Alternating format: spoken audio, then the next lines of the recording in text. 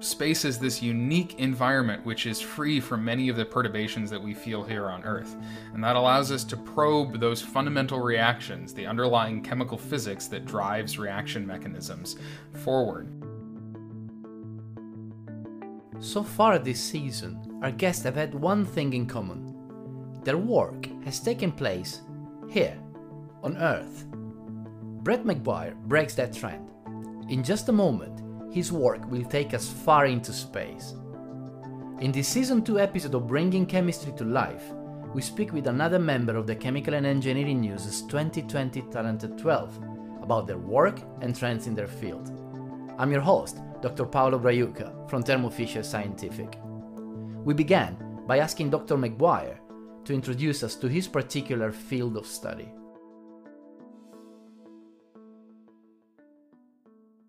To me, astrochemistry is the study of molecules in space, where they are, how they got there, and what they're doing.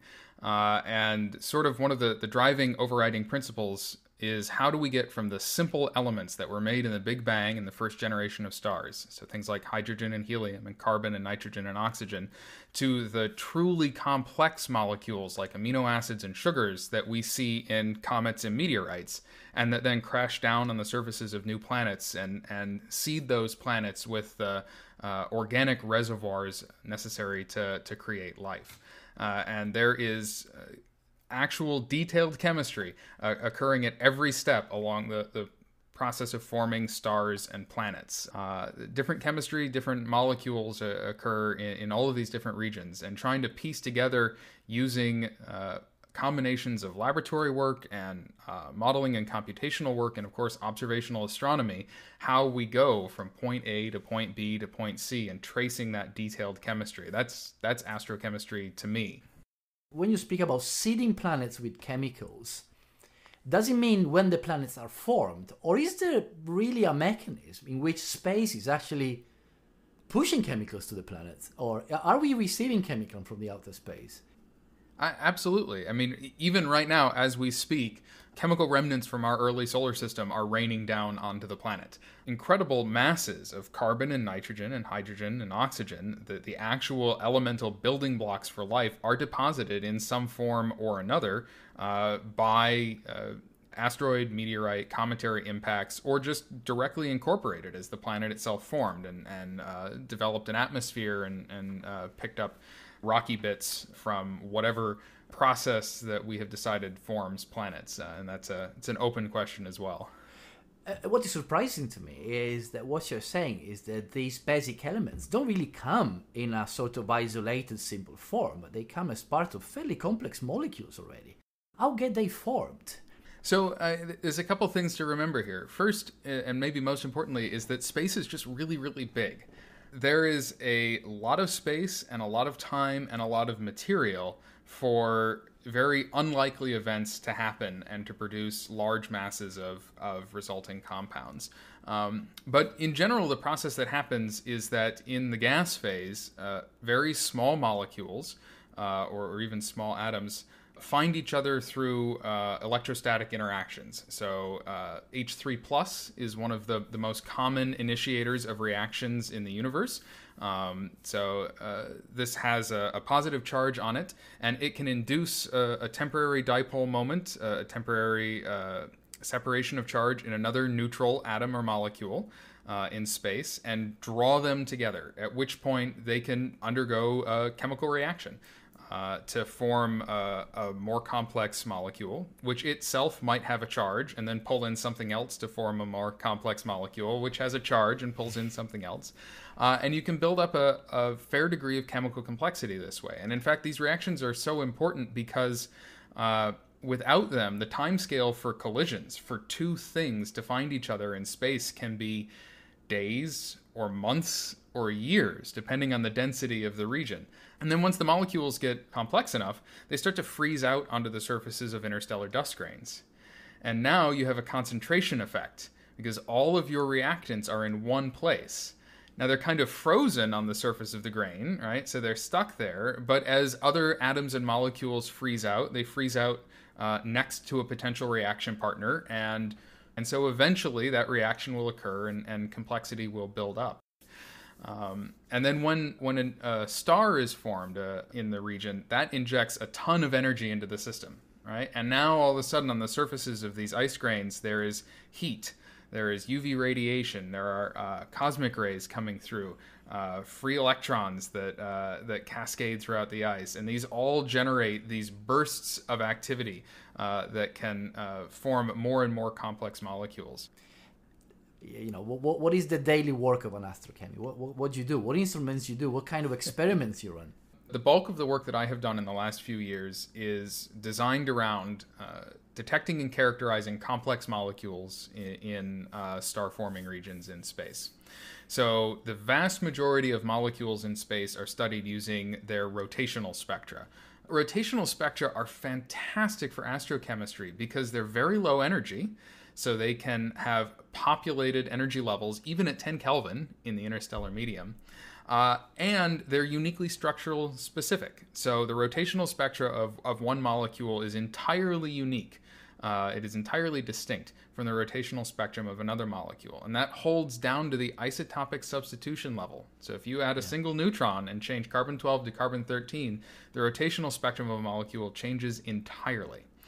So what we do is, at a basic level, to detect a new molecule in space, first, here on Earth, we use high-resolution, high-sensitivity microwave spectrometers. We produce the molecule either by injecting it straight into the instrument, or if it's one of these rare transient species, one of the ways that we make it is just to put some precursor gases into our spectrometer and hit them with a bolt of lightning at about a kilovolt of electricity. It breaks them up, they get a lot of energy, they recombine to form these radicals which live a very short span of time, but we only need them to live a few microseconds to measure in our instruments here. So that measures the rotational spectrum here on Earth, and that typically occurs in the radio regime, so below 1 terahertz is where most of these molecules will lie. And then we take our data and go compare to radio observations in the exact same frequency regimes of sources in space. And the beautiful thing about rotational spectroscopy, again, is that it's very low energy. And so we can look at the emission of these molecules to us from space. We're just looking at the glow of methanol or ethanol or acetaldehyde or acetonitrile as they're rotating and giving off photons that we're picking up with our radio telescopes. And so that exact pattern match of those rotational spectra tells us that that molecule is definitively present in the source.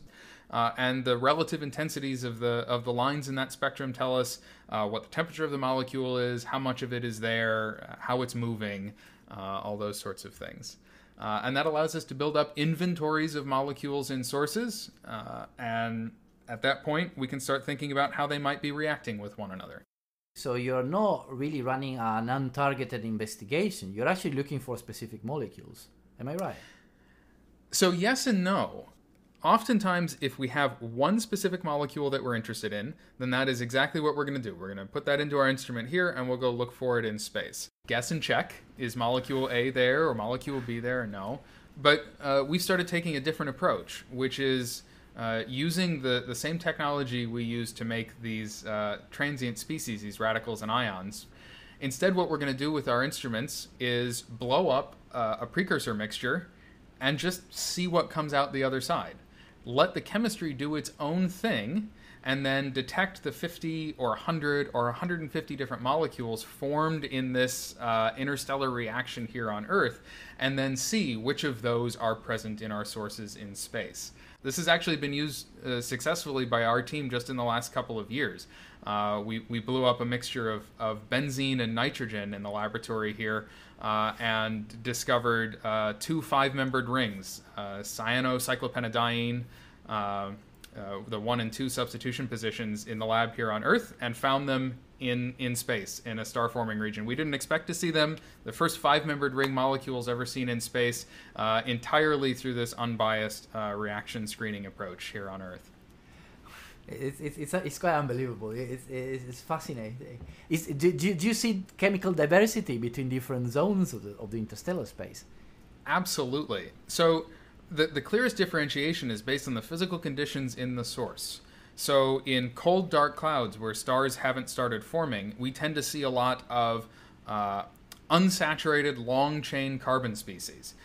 As stars turn on and the environment gets denser and warmer, we tend to see more saturated molecules. So things like alcohols, ethers, esters. In regions where interstellar dust grains are being ground up, we see things like SiO, silicon monoxide, which gets ground up, expelled from the grain into the gas phase, and lives a very short span of time before it reacts to SiO2, becomes invisible to radio astronomy, and then freezes back out. So it's a brilliant tracer that some shockwave has come through a region. So it really does depend on the environment you're in, and that also means that the chemicals that you see, the molecules that you see, can tell you what kind of environment you're probing. Right? So if you're not sure what's going on in your source, you can look at the distribution, the inventory of molecules that are there, and say, oh, there's a lot of saturated molecules here right now. There's probably some source of UV radiation heating up the ice grains in this region that we might not know about. We've detected something like 220 molecules in space, which is incredible. That's a huge number of molecules. But it also means that every new detection is still, that percentage doesn't round to zero, right? Your contribution to the knowledge of molecular inventories in space is non-trivial. It's not like adding a new molecule to the Chemical Abstract Services database, right? This is a substantive contribution to our knowledge of how chemistry is evolving and changing in space, which is really cool. And I'm interested in the thinking process. What comes first? Is it the discovery of a molecule because you just spend your time observing a certain area and then comes the questions? Or are you trying to answer a questions and then you find the molecule and then maybe new questions are generated and then, in this like never-ending loop of discovery? It's both. Myself, I actually do a little bit of both. I really like these unbiased approaches where we take a spectral line survey of a source and we just listen and hear everything that an interesting source has to tell us. Right? So we take the spectrum, we assign what molecules are there, and then we say, what's interesting about this inventory? What weren't we expecting? What is a surprise here? And then we go in and design specific experiments in that feedback loop that you're talking about. Right? Other times, we can be surprised by a specific detection and then go and design very targeted experiments to try to figure out what's going on. So, for example, I've just worked this morning on a proposal to use the Atacama Large Millimeter Array to study salt, NaCl and KCl, in the disk surrounding a massive young star in the constellation of Orion. 2 or 3 years ago, a colleague of mine had taken spectra of this massive disk around this source in Orion and had a bunch of unidentified lines in it. They were picked up entirely coincidentally. He wasn't looking for them. And I managed to assign them to be carriers from NaCl and KCl, sodium chloride and potassium chloride. We thought, okay, this is interesting. We don't see these molecules commonly in space. And then something else was really interesting. These molecules were exclusively found in this massive rotating disk of gas and dust around this new star, the disk that will collapse down eventually to potentially form a planetary system. And these molecules, we think, are the only molecules we have ever detected in space which are only found in the disks around massive stars. We can't detect them anywhere else, so they're unique tracers of this disk. But we don't know why. We don't understand the formation mechanism. We don't understand the excitation conditions that are populating these energy levels. We don't understand the temperature that they're at. And so the proposal that my colleague has designed and that we're working on this morning is a set of very targeted astronomical observations to look for specific rotational transitions, to understand where are they formed, why are they in the disk, what is their excitation condition, a very specific question and answer, designing an experiment that is done in this laboratory, which is space, that we have no control over. We hope you're enjoying this episode of Bringing Chemistry to Life. Stay tuned at the end of the episode for information on how to access content recommendations from Brett, a great opportunity to find out more about astrochemistry. But it's also a great opportunity to request your free Bringing Chemistry to Life t-shirt. Just wait till the end for instructions. And now, back to our conversation. So if you step back a little and you try and understand why are we doing all this, right? So what are the fundamental questions that the discipline is trying to answer? Or perhaps, if you let me rephrase it, what are you more interested in, right? Because I guess there might be plenty of different questions the discipline is going after. So astrochemistry in general, and it will vary, of course, depending on the astrochemist that you're talking to, is fundamentally interested in understanding the basic chemical reactions that drive the formation of molecules in the universe. Space is this unique environment which is free from many of the perturbations that we feel here on Earth. And that allows us to probe those fundamental reactions, the underlying chemical physics that drives reaction mechanisms forward. That brings us all the way down to things like looking at electronic structures of atoms and molecules and how the potential energy surfaces interact with one another through a reaction pathway, looking at tunneling mechanisms and the interaction of high energy electrons and all these different sorts of things which underlie all of the chemistry that happens here on Earth, right? There's nothing fundamentally different about the chemistry here on Earth other than we are applying the perturbations of an atmosphere or a solution or a different temperature environment. So being able to probe these fundamentals in space as a chemist, right, is really exciting because it lets us get the baseline correct that we then apply all of the perturbations that we experience here on Earth on top of. For me personally, I'm really interested in figuring out how the complex molecules, those amino acids, those sugars, the building blocks of life, got to the comets and the meteorites where we find them in today in the first place, right? What are the detailed chemical reactions that could form them? How did they get there? And then that leads to the question of, well, are they surviving impact onto the surfaces of planets? Are these the literal seeds for life, or are they being destroyed and life is being formed again from their pieces parts? That gets into astrobiology, which is a really fantastic related discipline as well. So you see amino acids out there, and do you see any enantiomeric excess?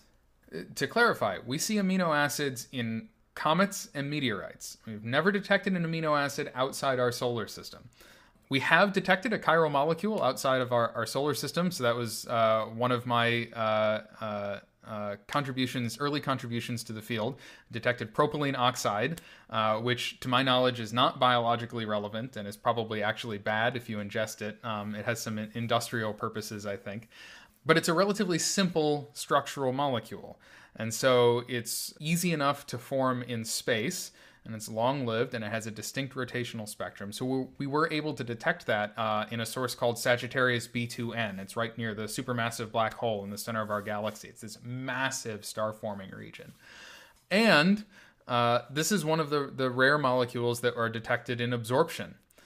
So there's background continuum, and we detect the absorption through these rotational levels here on Earth, which means that in theory, one could do a circular dichroism measurement and get out an EE. That would be really exciting. There's a few challenges there. First is that even here on Earth, we've never successfully done a circular dichroism experiment using rotational spectra. It has been calculated to be possible with the right instrumentation, and interestingly enough, propylene oxide is one of the molecules that's suggested as the best target to try to measure this here on Earth. And our receiver instrumentation for the telescopes actually natively separate out the two polarizations of light. So we already could do the polarization experiment, but the calibration is not nearly good enough right now to detect the kind of weak signal that we would expect, the difference in the two polarizations. So that's a direct detection of an EE through that method is probably at least a decade, if not more, away, or perhaps even more challenging than that. But there are a number of indirect methods that we're thinking about as well, and trying to measure a potential EE in that way. So are the evidences of this sort of biomolecules or biomolecule precursors you expect to see, or that you have observed, or maybe have found in meteorites and other objects coming from space, consistent in terms of, from the chemical perspective and also from the chiral perspective, to what we actually observed in the planet. So in other words, are the mechanisms involved in their synthesis the same? So is there some sort of background natural law that is actually going in the same direction, regardless of whether you're on this planet or wherever else in the universe? I mean, so that's easiest to address in terms of an enantiomeric excess.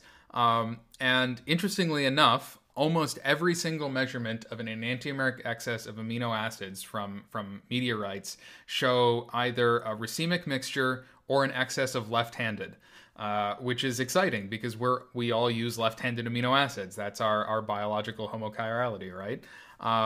And so that is perhaps suggestive that we have inherited that predisposition from whatever inventory was delivered. Of course, there are other options, right? If life started on the hydrothermal vents, these black smoker vents under the surface of the ocean, well, those mineral surfaces themselves are chiral. And so the syntheses that occur on the surface of those minerals could also drive us to an enantiomeric excess. It could also have been some random happenstance, right? Some thermal variation just tweaked the racemic mixture in one direction, and then we cascaded from there.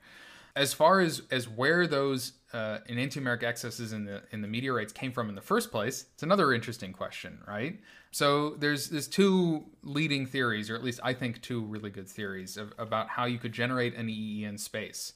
One is that space actually has a large amount of circularly polarized UV radiation. And the directionality of that polarization, whether it is predominantly left or right-handed, varies from source to source. So it can come from the orientation of dust grains in magnetic fields around stars. It's all very complicated astrophysics, but it can vary from left-handed to right-handed.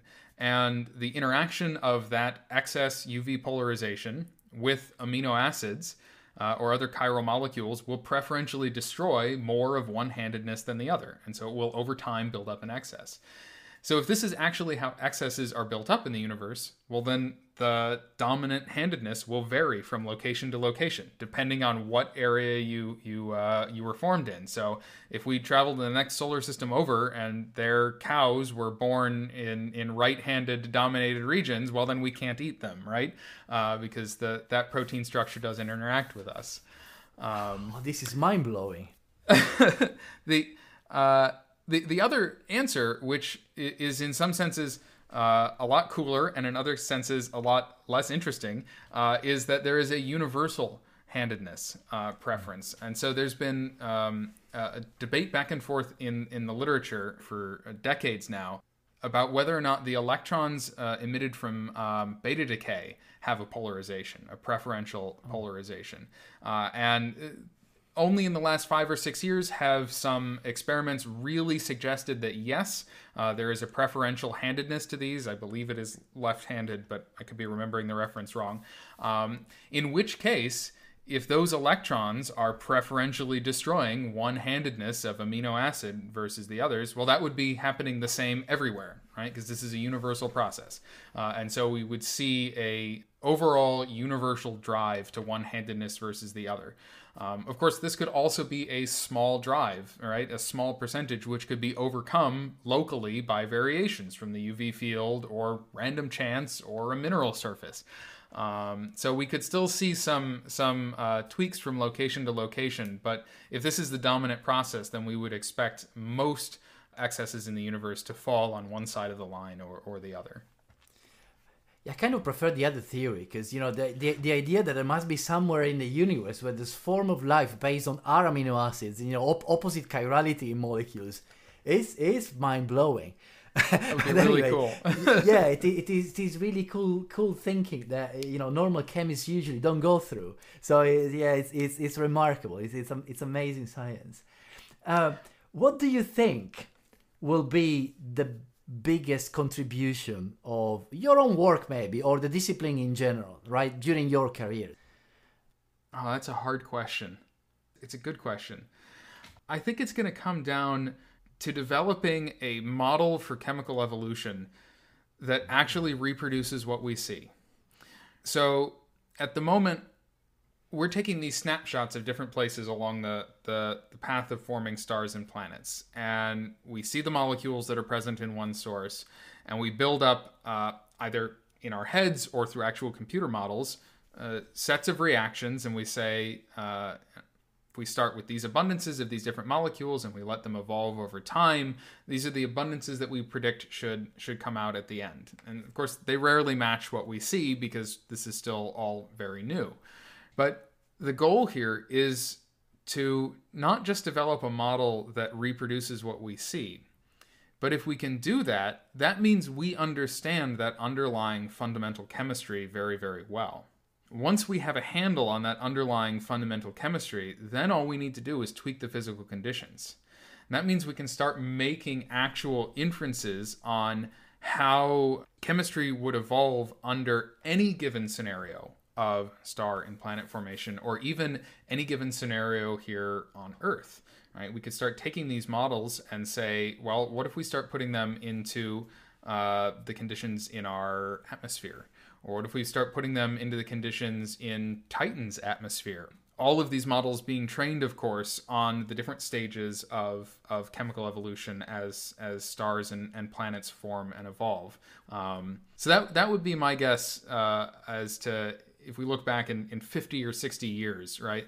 That's going to be the bit of research which is most applicable outside of astrochemistry. It's amazing, Brett. It's amazing. And I would have another 7 million questions, but unfortunately, you probably have better things to do than speaking with me all week. So we need to come to the end of our interview. And to be honest, we are closing on a very high note. But there is a question I always ask at the end of my interviews, and now everyone is expecting it, and so I'm asking you the same again. You're a young and up and coming chemist. Young but already quite experienced. So if you look back and you will speak to someone just starting in their career, what would be an advice you would pass them on? The best advice that I could give is to not be afraid to ask stupid questions or what other people might think of as stupid questions. This has been really important for me. I have no formal training in astronomy at all. None. I've taken one cross-listed class in astronomy, and now half of my research is using telescopes. And so the only way that I could develop the expertise to do that is to ask really basic questions over and over and over to really senior people in the field. And just raise my hand in the back of talks and be like, wait, I don't understand this. Can you explain this? And it's really important, both because it helps me develop an understanding of processes and concepts that I've never had training in, and that help my own work. But if I have that question, there is somebody else in the room that has that question as well. And they might be, particularly now, I ask even more stupid questions, simple questions, than before, because I guarantee you there are students in the back of the room that are not comfortable doing that. And so if you can use your position of quote-unquote authority as a senior graduate student or a postdoc or a professor to ask these questions, it's going to make somebody else's life an awful lot easier in the end. So I think that's where a lot of my success has come from, is asking just a ton of questions of really smart people, and having them teach me about the phenomenon that they're experts in.